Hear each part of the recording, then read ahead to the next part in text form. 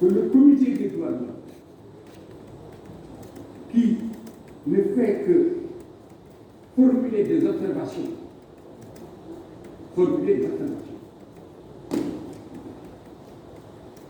n'a pas non plus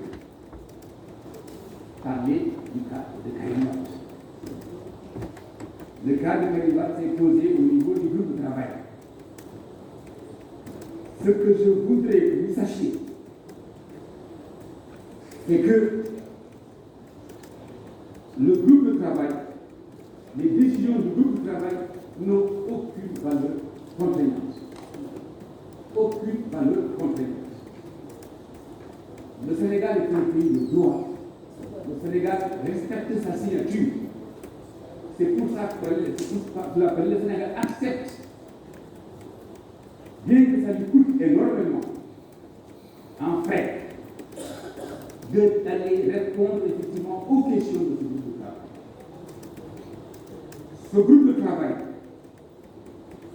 a estimé dernièrement que le Sénégal n'avait pas effectivement,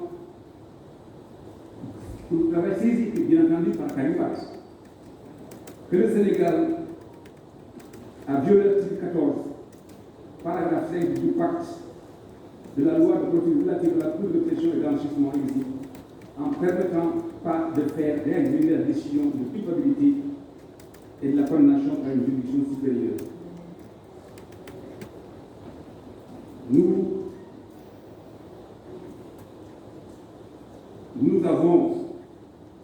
Nous savons tous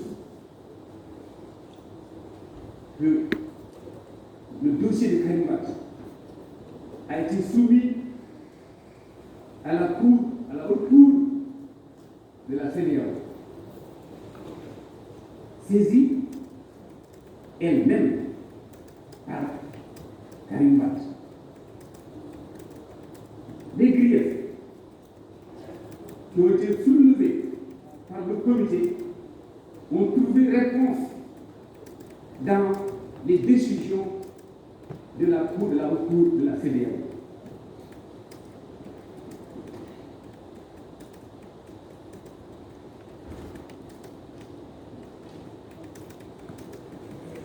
Je vais vous citer ce qu'a décidé la Cour de la CEDEAO.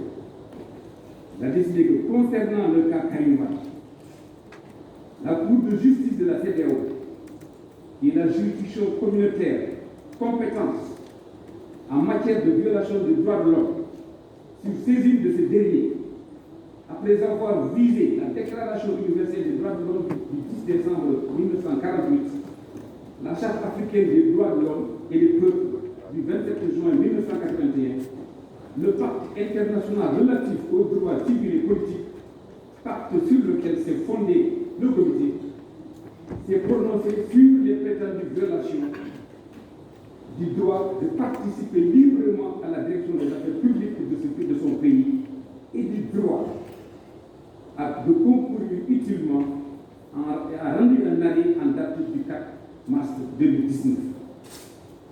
Cet arrêt statue en ces termes. Vous permettez de vous lire ces passages. Sur la violation du droit de participer librement à la direction des affaires publiques de son pays, la Cour a décidé. La Cour constate que le rejet de l'inscription de Karim Wade sur la liste électorale alors qu'il aspire à la plus haute fonction au niveau étatique constitue certes une restriction à son droit de vote, mais cette restriction est faite en application de la loi électorale. Mais cette restriction est faite en application de la loi, notamment des articles 34, 37, 35 du Code pénal et L36 du Code électoral sénégalais. Elle vise à réprimer plus sévèrement certains faits lorsqu'ils sont commis par des personnes dépositaires de l'autorité publique.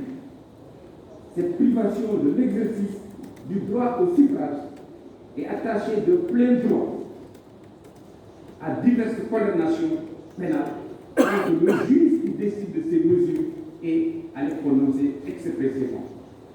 La restriction opérée est donc légale et nécessaire. La décision de la Cour sur la violation du droit à un recours utile, la Cour dit, en l'espèce, il n'est pas contesté que le requérant résidait au Qatar et avait formulé sa demande d'inscription sur la liste électorale à la représentation diplomatique du Sénégal au Koweït. En application du décret précité, Karim Meïssa Wade aurait dû saisir le chef de la représentation diplomatique au Koweït pour solliciter le rétablissement de son nom sur la liste électorale. En ayant choisi de saisir la présidente du tribunal d'instance hors classe de Dakar, le surnommé a mal diligenté son recours. C'est donc à juste titre que la juridiction saisie s'est déclarée incompétente pour statuer sur le dossier. Le pouvoir formé contre l'ordonnance d'incompétence a été rejeté par la Chambre administrative de la Cour suprême. Il en résulte, déclare la Cour, que le requérant a exercé le recours utile dont il dispose. L'État du Sénégal n'a donc pas violé son droit au recours utile dans la mesure où le texte précité a prévu les recours ouverts aux personnes ayant des réclamations relativement à leurs inscriptions sur la liste électorale. Voilà ce que la Cour s'est fait. Je pense que nous n'avons pas de problème. Le Sénégal n'a pas de problème avec le comité de droits de l'homme, ni avec le groupe de travail. Simple raison que nous avons des réponses qui sont tirées de la juridiction suprême dans nos États, la haute cour de la CEDEAO. Nous avons des problèmes avec le comité. Parce qu'au-delà de ce cas, le comité se permet à nous faire injonction. Je vais vous dire, là vraiment c'est important que vous sachiez pourquoi le Sénégal, le gouvernement du Sénégal est en devoir de résister à certaines pressions qui sont souvent le fruit de lobby. Et donc voilà ce que, si vous pensez que le Sénégal, le gouvernement doit accepter ça, vous le dites, vous êtes là à l'Assemblée nationale, vous déposez effectivement le président du peuple. Voilà ce qu'elle vous dit. Le comité constate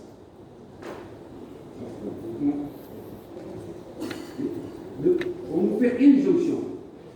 Donc l'État devrait étendre le champ d'application de la loi sur la parité afin qu'elle s'applique à l'ensemble de la fonction publique et prendre les mesures nécessaires pour rendre plus effective la parité homme-femme. Nous n'avons rien contre. Le comité dit que nous devons abroger toute disposition contraire au principe d'égalité homme-femme, notamment dans le code de la famille, y compris les dispositions relatives à la puissance paternelle, à la polygamie, aux droits successionnels, au choix de domicile conjugal, au délai de viduité et au consentement du mariage. Le comité nous demande, le comité est préoccupé par les discours d'appel à la haine et à la violence véhiculés dans les médias, notamment par les personnes publiques, contre les personnes appartenant à des minorités sexuelles ou de genre et à certains défenseurs de leurs droits. Le comité est également préoccupé par les allégations d'arrestation arbitraire, violation du droit à la vie privée, harcèlement et violence, notamment par des agents des forces de l'ordre. À ce titre, le comité est préoccupé par le maintien de l'application de l'article 319 alinéa 3 du code pénal qui criminalise les actes sexuels entre personnes adultes consentantes du même genre, du même sexe. Voilà ce que le code.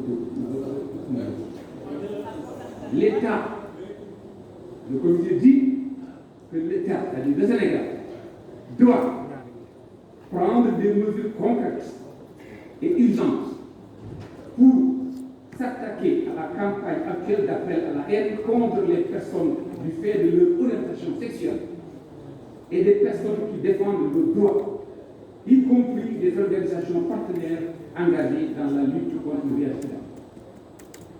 Que le Sénégal doit abroger l'article 319.3 du Code pénal qui criminalise les actes sexuels entre personnes adultes consentantes en vue de réduire la stigmatisation des personnes concernées. Que nous devons transmettre des instructions claires aux forces de l'ordre pour qu'effectivement, si elles sont saisies de ces cas, qu'elles n'aient pas à intervenir.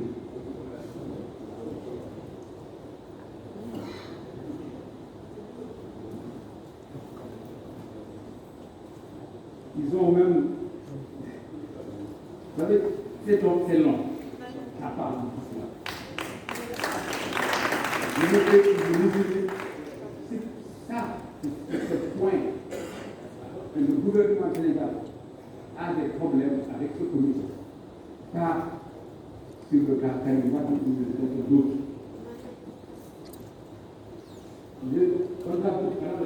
On a député.